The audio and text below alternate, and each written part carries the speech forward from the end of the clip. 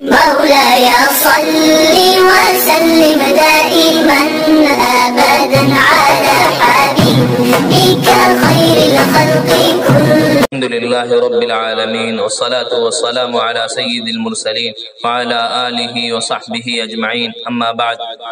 معزز سامعین، 13 نبوی 26 یا 27 سفر جمعرات کے دن حضور اکرم صلی اللہ علیہ وسلم حضرت ابو بکر رضی اللہ عنہ کے ساتھ ہجرت کے ارادے سے مکے سے نکلے. 3 دن پھر غار ثور میں آپ چھپے رہے. وہاں سے 8 روزہ سفر کر کے آپ قبا پہنچے، جہاں آپ نے کچھ دن قیام کیا، اور اسی قیام کے دوران خدا وحدہ لا شریک لہ کی عبادت کے لیے مسجد قبا کی تعمیر فرمائی. 12 ربیع الاول سن 1 ہجری جمعہ کا دن تھا. آپ مدینے میں داخل ہوئے اور اس شہر کا نام یثرب سے بدل کر آپ نے مدینہ رکھا.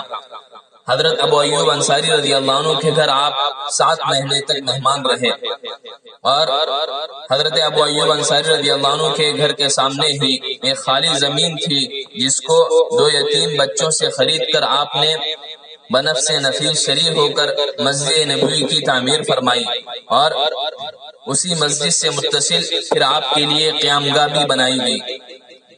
دوستو، قبول اسلام کے بعد جس طرح سب سے پہلے نماز فرض ہے، اسی طرح ایک اسلامی معاشرے کی سب سے پہلی بڑی ضرورت مسجد ہے.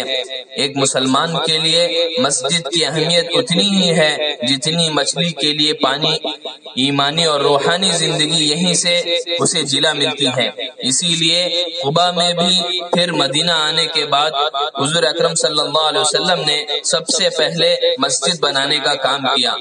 پھر حضور اکرم صلی اللہ علیہ وسلم نے مکے سے آنے والے مہاجرین اور مدینے کے انصار کے درمیان مواخات کرائی، ایک دوسرے کو بھائی بھائی بنایا، جس کے بنیاد پر انصار مدینہ اپنے مکانات میں، مال و دولت میں، جائیداد میں ان کو برابر کا شریک بنا لیتے. ایک انصاری اپنے مہاجر بھائی سے کہتا، میرا نصف مال تم لے لو، میری 2 بیویاں ہیں، جو تمہیں پسند ہو اس کو میں طلاق دے دوں، تم اس سے نکاح کر لینا. مہاجر جواب دیتا، اللہ تعالیٰ تمہارے مال اور آل اولاد میں برکت عطا کرے، تم مجھے بس بازار کا راستہ بتا دو.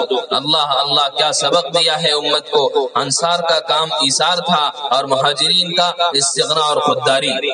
حضور اکرم صلی اللہ علیہ وسلم نے پھر ایک تحریر معاہدے کے لیے تیار فرمائی، جس میں یہود سے امن و امان کا معاہدہ تھا اور انہیں اپنے دین پر رہنے، ان کی مال و جائیداد کی حفاظت کا ذمہ لینے کی بات تھی. تھوڑی مدت بعد آس پاس کے قبیلوں کو بھی حضور اکرم صلی اللہ علیہ وسلم نے اس معاہدے میں شامل کیا. پھر اس کا دائرہ آپ وسیع سے وسیع تر کرتے گئے، جس سے سینکڑوں سال کی خانہ جنگی کا خاتمہ ہوا اور کفار مکہ ان کو مسلمانوں کے خلاف بھڑکا نہ سکے. یوں اسلامی اجتماعی نظام کو آپ صلی اللہ علیہ وسلم نے قائم فرمایا اور پڑوسی یہودیوں کا اپنا حلیف اور مددگار بنا لیا. اس طرح اسلام کے امن و آشتی کے پیغام کو دنیا کے لیے آپ نے آشکارا فرمایا. اللہ تعالی ہمیں بھی اسلام کے بدولت امن عالم کا ذریعہ بنائے. آمین. وآخر دعوانا ان الحمد للہ رب العالمین.